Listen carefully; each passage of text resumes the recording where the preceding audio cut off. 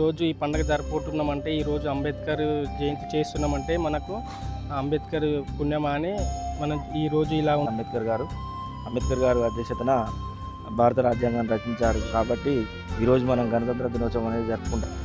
ఈ రాజ్యాంగాన్ని మనము అనుసరించి మనము అందరము దీని బాధ్యతగా తీసుకొని మంచి అభివృద్ధిలో దీనికి 77వ గణతంత్ర శుభాకాంక్షలు అందరికీ. డాక్టర్ బిఆర్ అంబేద్కర్ వల్ల ఈరోజు మనం ఈ ప్రోగ్రాం జరుపుకుంటున్నాము.